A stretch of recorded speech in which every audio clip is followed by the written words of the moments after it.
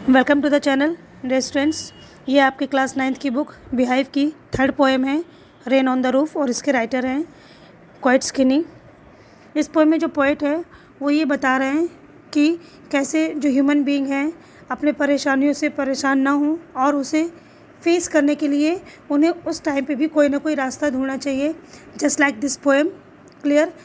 जो पोएम की स्टार्टिंग है उसमें पोएट ये कहते हैं कि जब आसमान है जो वो पूरा तारों से भरा हुआ और वो काले बादलों से ढक गया है, बरसात शुरू हो जाती है, तब उस समय जो पोएट का घर है या उसकी जो कॉटेज है उसमें जब वो पानी की बूंदें पड़ती है तो उससे थपथपाहट की आवाज़ आती है। क्लियर।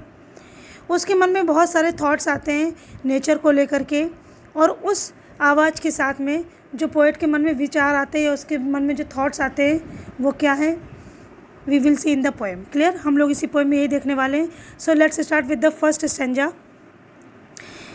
पोएट कह रहा है कि जो ये तारों से भरा हुआ जो स्फीयर है, इट मीन्स जो तारों से भरा हुआ आसमान है, इसको जब पानी से भरे हुए काले बादल उसको ढक लेते हैं तो ऐसा लगता है जैसे कि जो डार्कनेस है, उदासी भरी हुई, वो क्या कर रही है, जेंटली वीप्स, यानी कि बहुत अच्छे तरीके से धीमे धीमे रोती है। क्लियर। फिर वो कहते हैं कि कितना अच्छा होगा जब ये बारिश हो रही है और इसके कॉटेज के ऊपर, और उसकी आवाज़ को सुनते हुए कॉटेज के अंदर एक बेड पड़ा हुआ है, उसमें एक पिलो है, उसमें अपने सिर को दबाना और उस थपथपाहट को, पानी की जो थपथपाहट की आवाज़ है उसके कॉटेज की छत के ऊपर, उसे सुनते हुए। Clear. Come to the second stanza.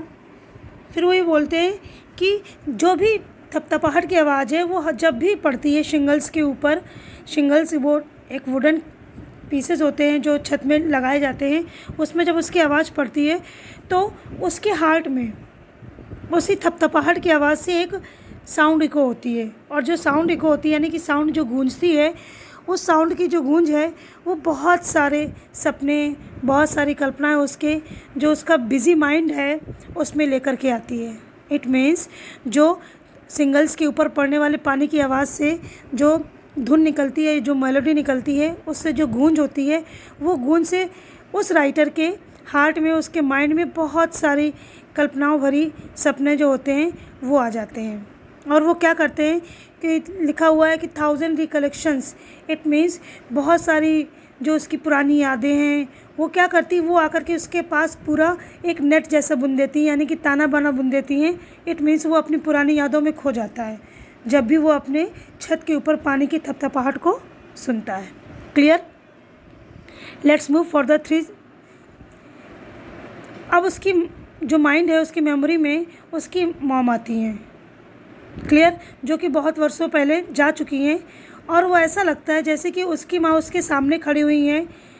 इसमें एक वर्ड आया डार्लिंग ड्रीमर्स। डार्लिंग ड्रीमर्स का मतलब है जो लोग इस तरीके के सपने देखते हैं, मतलब वो ह्यूमन बीइंग्स जो प्यार भरे, यानी कि जो अपनी माँ को अपने ड्रीम्स में याद करते हैं। तो वो ये कहते हैं कि जैसे उसकी माँ सूरज उगने से पहले चली जाती थी, उसी तरीके से मुझे अभी ऐसा लग रहा है कि वो मेरे सामने खड़ी हैं और मुझे ब्लेस कर रही है, वैसे वो मुझे देख रही हूँ।